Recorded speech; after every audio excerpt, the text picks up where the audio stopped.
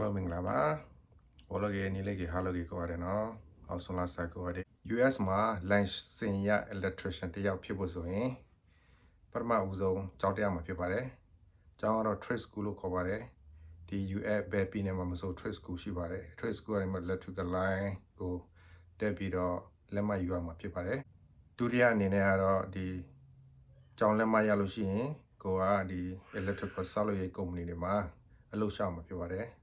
အလုပ်လျှောက်တဲ့အခါမှာအလုပ်သင်နေနဲ့ဘောနော်အလုပ်စမှာဖြစ်ပါတယ်ကိုကအလုပ်ရသွားပြီးအလုပ်သင်နေနဲ့အလုပ်စလို့ရပြီးဆိုရင်အဲ့ဒီကနေပြီးတော့သူတို့ကနိုင်ကိုစပြီးတော့ရည်တွက်ပါတယ်ဒီ license ဖြည့်ဖို့အတွက်လိုအပ်တဲ့နိုင်ရတော့နိုင်8000ဖြစ်ပါတယ်နိုင်8000ဆိုတော့၄နှစ်နှုန်းနဲ့ညီမျှပါဖြစ်ပါတယ်စာမဖြည့်တဲ့အခါမှာမိကွန်း100ရှိပါတယ်နိုင်ရတော့နိုင်ခွဲပါစာမအောင်တဲ့ခါကြလို့ရှိရင်ကျွန်တော်တို့အနေနဲ့ E2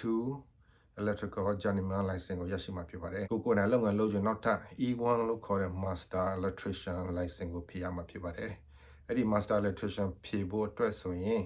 ကျွန်တော်တို့ဒီ E2 ရပြီးသားလူတစ်ယောက်ကနောက်ထပ်နိုင်4000ဆက်ပြီးတော့ပြမှာဖြစ်ပါတယ်။နိုင်4000ဆိုနောက်ထပ်နည်းနည်းပေါ့နော်။ E1 ဖြည့်ရမယ်ဒီ electrical နဲ့ပတ်သက်တဲ့ဖြည့်ရမယ်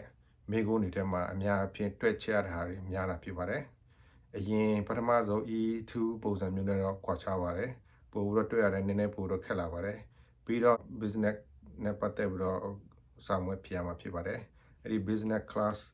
ကတော့တနင်္လာရီမင်းကအပုတ်50ဖြစ်ပါတယ် E1 ရဖို့အတွက်တခါတည်းစာမွေးတော့ဖြစ်မယ်ဆိုရင်အချိန်က3နိုင်ခွဲဖြစ်ပါတယ်3နိုင်ခွဲအတွင်းမှာအကုန်လုံးကိုပူက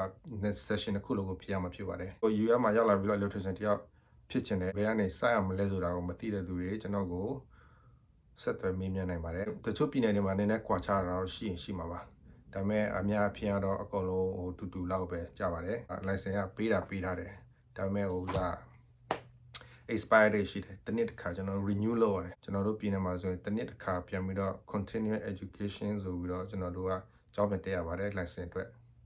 အဲ့ဒါတော့ဒီပြည်နယ်တိုင်းပေါ့နော် US မှာရှိတဲ့ပြည်နယ်တိုင်းတချို့ပြည်နယ်ကျတော့3နှစ်တစ်ခါတချို့ပြည်နယ်4နှစ်တစ်ခါတချို့ပြည်နယ်2နှစ်တစ်ခါကျွန်တော်ပြင်ကြတစ်နှစ်တစ်ခါပေါ့နော် license renew လုပ်တဲ့ခါလို့ရှိရင် master license အတွက်ဆိုရင်ဒေါ်လာ150နဲ့ journeyman license ဆိုရင်120ကျွန်တော်ရုံးကိုပို့ပေးရမယ်ဒီစာရွက်လေးတရွက်ရဖို့အတွက်ပြီးရင်ကြောင်းတက်လို့ရှိရင်ကြောင်းကြီးက80ကုန်ကြမှာဖြစ်ပါတယ်ကြောင်းမှာလည်းနိုင်4နိုင်အနည်းဆုံးတက်ရမှာဖြစ်ပါတယ်နောက်လာမယ့်ဗီဒီယိုမှာဒီ electrical နဲ့ပတ်သက်ပြီးတော့ electrician အနေနဲ့လစာဘယ်လောက်ရလဲဘလို့ electrician မျိုးလဲဆိုတာကိုကျွန်တော်ပြောပြသွားမှာဖြစ်ပါတယ်အားလုံးကျေးဇူးတင်ပါတယ်